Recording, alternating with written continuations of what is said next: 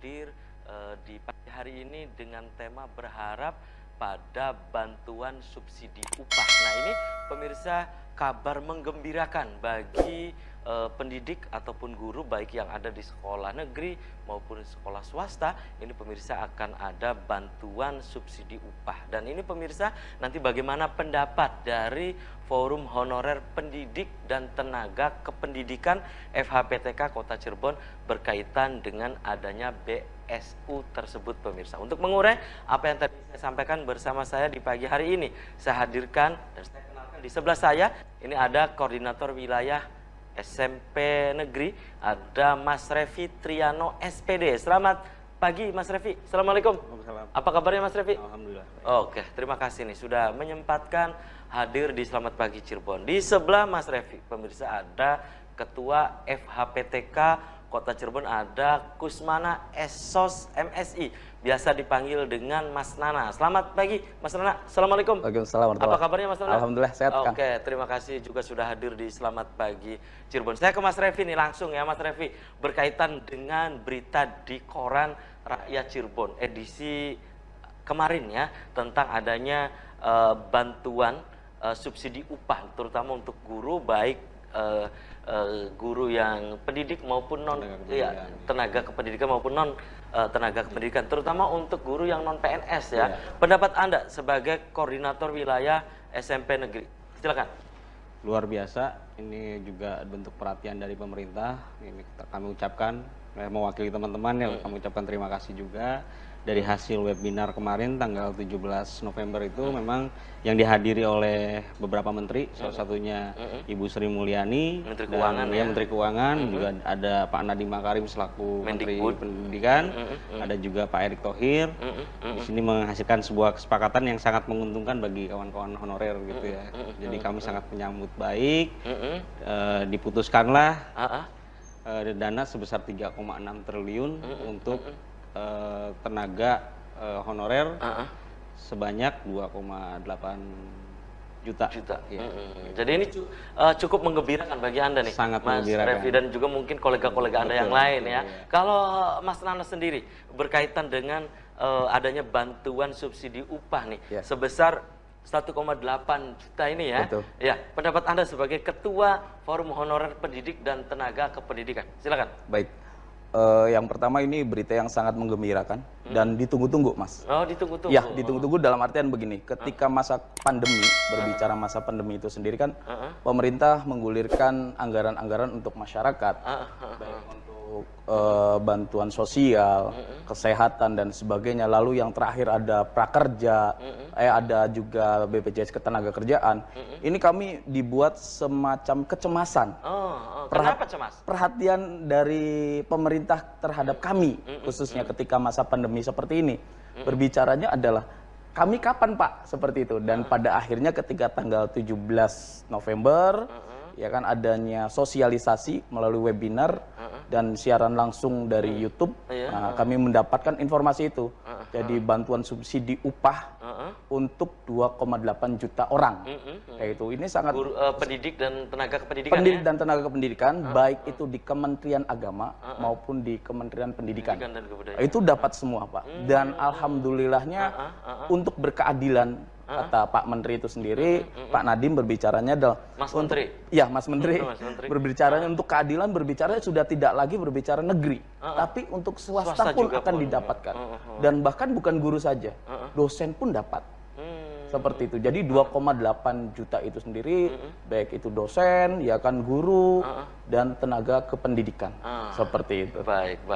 Itu ya. Jadi ini disambut dengan baik ya. Betul disambut sekali. dengan cukup antusias juga oleh guru-guru, baik tenaga pendidik dan non kependidikan ya. Di Kota Cirebon. Kembali saya ke Mas Revi. Mas Revi, kan ini guru yang berstatus honorer ya. Nah, kalau di Forum Honorer Pendidik dan Tenaga Kependidikan sendiri, Anda di Korwil SMP Negeri ya. Nah, berkaitan dengan yang menerima nanti bantuan subsidi upah ini, kalau di SMP Negeri juga Anda sebagai Korwil di Harjamukti ya, kalau tidak salah. Ini ada berapa gitu di Harjamukti? Ya, kalau sekitar berapa gitu? Dari jumlah total ya pasti kan kalau kemarin kita mengacu ke SK Wali Kota, kalau ini merata. Iya, merata ya. Jadi ya kalau dilihat dari jumlahnya mungkin bisa dari jumlah yang ada dengan terakomodir SK Wali Kota gitu ya Pak ya. Pasti ini lebih gitu. Pastinya Lebih lebih banyak, ya. ya. Oh, lebih banyak gitu. Oke, dan apa yang mesti dipersiapkan menurut Anda? Anda kan di forum honorer pendidik dan tenaga kependidikan. Maksudnya oleh teman-teman yang nanti akan menerima nih, menurut Anda? Di situ sudah ada mekanismenya di mana harus ada beberapa yang perlu dipersiapkan. Salah satunya adalah syarat yang perlu di-print juga di webnya gitu kan. Itu selain itu juga kaitan dengan yang pasti syarat untuk menjadi untuk menerima itu adalah harus terdata di Dapodik. Oh, pastinya gitu ya. terdata di Dapodik, oke. Kalau untuk di sekolah gitu ya. Kemudian juga tidak menerima program tunjangan dari pemerintah, salah satunya tadi BPJS Ketenagakerjaan gitu kan, ataupun kartu prakerja gitu ya. Nah itu jadi salah satu syarat untuk sebagai penerima bantuan ini dan penghasilan di bawah 5 juta. Oh, penghasilan di bawah 5 juta. Oke, kembali ke Mas Nana. Mas Nana, ini kan tentu ada syarat nih ya. Betul. Tadi ini salah satunya yang tadi sudah disebutkan oleh Mas Revi ya, bahwa ini harus terdaftar di Dapodik, juga penghasilannya kurang dari 5 juta per bulan itu. Ada syarat lain gitu. Silakan Mas Nana. Untuk syarat utama itu kan ada 5 syarat yang harus dipenuhi. Apa saja gitu? Jadi seperti Mas Revi singgung, salah satunya sudah disebutkan. Salah satunya adalah dia non pegawai negeri sipil. Iya, pegawai negeri sipil, satu ASN, PNS, Itu yang keduanya adalah tidak menerima dalam artian tunjangan dari BPJS Ketenagakerjaan per 1 Oktober. Itu lalu yang kedua adalah tidak mengikuti program prakerja. Itu lalu yang berikutnya adalah mereka itu tidak di bawah 5 juta penghasilannya. Dan yang jelas yang pertama dan awal adalah warga negara Indonesia. Warga negara. Itu 5 syarat utama. Kayak gitu. Itu kan 5 syarat utama. Apakah ada syarat lain? Syarat utama. Tentunya ada syarat yang lain. Betul. Ada nggak syarat lainnya? Ada. Apa Jadi itu? begini Mas, itu kan teknik secara umum. Syarat yang itu kan syarat secara umum yang harus dipenuhi dulu. Nah, adapun tekniknya adalah yang pertama tadi Mas Revi bilang adalah harus terdata di Dapodik. Dapodik. Iya. Karena apa? Dari kementerian sendiri khususnya dari pemerintah supaya tidak terjadi salah data. Sasaran daripada penerima tunjangan itu sendiri. Tepat sasaran. Harus tepat sasaran. Makanya dengan menggunakan Dapodik, data pokok tenaga pendidik. Nah, itu yang sudah dilakukan dan dibuat ya kan dan dipergunakan di setiap sekolah, baik negeri maupun swasta. Nah, di situ sudah ada Dapodik dan datanya itu menjadi salah satu data yang menjadi prasyarat penerima. Jadi yang pertama adalah mereka yang terdata di Dapodik. Kayak gitu dan saya berharap kawan-kawan kami khususnya di Kota Cirebon itu sudah masuk datanya semuanya di Dapodik. Baik, oke. Saya tanya tadi ya berkaitan dengan yang menerima dari data-data yang ada di forum honorer pendidik dan tenaga kependidikan. Anda sebagai ketua nih ya di Kota Cirebon ini berapa gitu jumlahnya? Iya, baik di guru yang ada di sekolah negeri maupun swasta kemungkinan nih. Baik. Kalau untuk di negeri sendiri kami terdata bahwasanya yang sudah ber-SK Wali Kota itu kan 1.005. 1.005. Ditambah lagi dengan yang belum ber-SK Wali Kota, di luar ber-SK Wali Kota itu sebanyak 165 orang. Jadi kurang lebih totalnya adalah 1.200. 1.200-an. Iya, tenaga pendidik dan kependidikan di Kota Cirebon. Kayak gitu. Untuk negeri. Kayak gitu dan swasta? untuk swasta kami belum bisa mendapatkan datanya. Iya. Kayak gitu. Nah, itu khusus untuk di Kota Cirebon sendiri kayak gitu. Baik, oke. Kembali saya ke Mas Revi. Kalau di Kecamatan Harjamukti sendiri dengan informasi adanya bantuan subsidi upah ya, terutama Anda sebagai Korwil SMP Negeri nih, persiapan dari kolega-kolega Anda seperti apa saat ini? Menyiapkan apa gitu saat ini gitu Mas Revi? Persiapannya kemarin untuk awal saja kita coba menyinkronkan data dulu. Baik itu ijazah segala macam dipastikan itu tepat gitu ya. Kemudian yang sekarang ya kita coba membuka web karena memang salah satu untuk kita mengetahui kita dapat atau tidak kan dari web. Ada datanya di situ ya. Info GTK itu gitu kan. Jadi kita buka itu, kemudian ada beberapa yang perlu di-print tadi. Itu yang perlu dipersiapkan secara administrasinya gitu. Itu ya. Kemudian selain itu ada persyaratan tadi itu kata Mas Nana, dan ini semua terutama Anda sebagai Korwil SMP Negeri di Kecamatan Harjamukti ini sudah disosialisasikan? Sudah disosialisasikan ya kan. Kemarin juga kan dari melalui webinar itu bisa diakses oleh semua kan, melalui YouTube juga kan. Jadi semua bisa melihat apa saja yang perlu dipersiapkan, kaitan dengan mekanismenya seperti apapun sudah dijelaskan di sana. Gitu. Oke, Mas Revi, ini kisaran ya yang akan menerima per guru ya, baik honorer yang ada di sekolah negeri maupun swasta, ini langsung 1,8 juta atau memang untuk dibayarkan satu kali 1,8 juta untuk 3 bulan dari mulai bulan Oktober, November dan Desember. Gitu. Jadi dibayarkan satu kali 1,8 juta. 1,8 juta, dan ini lumayan gitu ya bagi sahabat-sahabat Anda. Lumayan sekali, Mas. Baik, kembali saya ke Mas Nana nih. Mas Nana, Anda sebagai ketua Forum Honorer ya, pendidik dan tenaga kependidikan, tentunya dengan adanya bantuan subsidi upah terutama untuk guru honorer ini ya, apa sih yang mesti dilakukan oleh kolega Anda? Betul. Ini kan ada perhatian ya dari pemerintah. Kemudian guru honorer ini juga kan harusnya juga menyambutnya adanya take and give lah ya, ada keseimbangan begitu. Nah, menurut Anda apa yang mesti dilakukan oleh seorang guru? Apakah kualitas pribadi dalam mengajar atau memang ini harus tunjukkan profesionalitas gitu?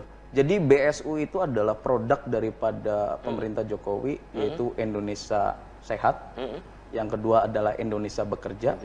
Yang ketiga adalah Indonesia Maju. Jadi ketika berbicara masa pandemi seperti ini, sudah jelas penanganan daripada pemerintah tentang berbicara Indonesia Sehat, yaitu persiapan untuk vaksin dan sebagainya. Nah, berbicara tentang berikutnya adalah Indonesia Bekerja. Nah, jadi di sini di masa pandemi COVID ini, untuk pemerintahan Jokowi memberikan perhatian bahwasanya tenaga pendidik dan kependidikan tetap bekerja, ya kan, walaupun anak tidak bersekolah secara tatap muka, ya kan. Yang menjadi permasalahan adalah sekarang perekonomian untuk guru, khususnya yang non PNS yang tidak ada penghasilan lainnya, yang akhirnya hanya dapat gaji yang tidak seberapa, seperti itu tuh. Nah, jadi yang perlu jelas antusias yang harus kita ambil adalah kita bekerja dengan baik, yang tadi digalakan oleh pemerintah. Indonesia Bekerja, kan seperti itu.